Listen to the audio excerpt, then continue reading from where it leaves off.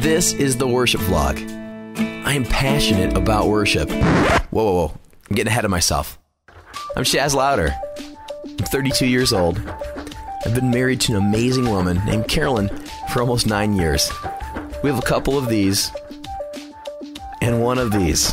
And we live in Minnesota. Yeah, it gets crazy cold here sometimes.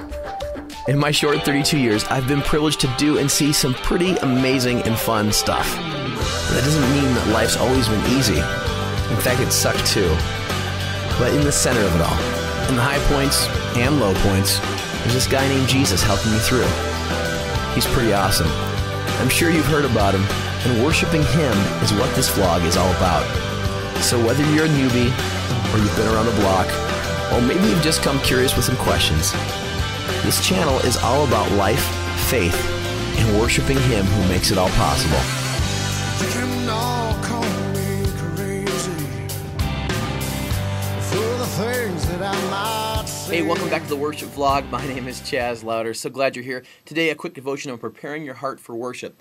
So many times we go through the motions, and there's a great song by Matthew West called The Motions.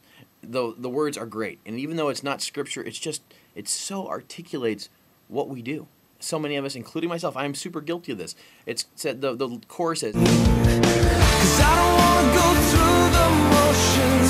I don't wanna go one more day without your all-consuming passion inside of me. I don't wanna spend my whole life asking, what if I had given everything instead of going through the motions? I don't want to go through the motions. I don't want to go one more day without your all-consuming passion inside of me.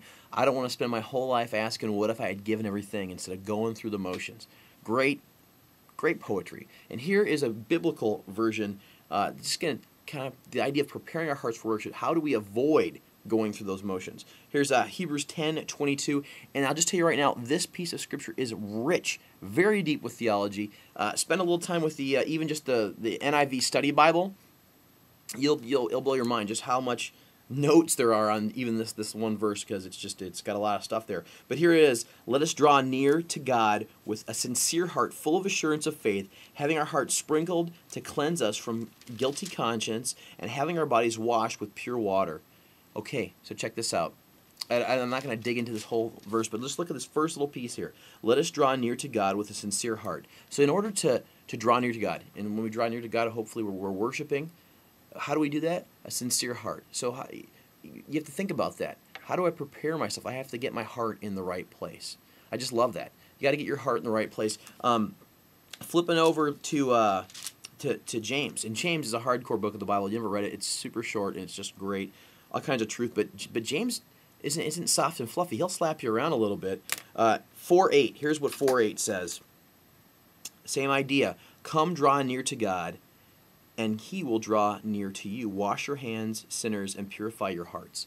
Again, there's this idea of us doing something in order to be able to draw near to God. That's it. As we approach Sunday or Wednesday or Saturday or whenever the heck you go to church, you've got to prepare your hearts. It's all about the heart, drawing near to him and getting your heart, removing those distractions, and just get into a place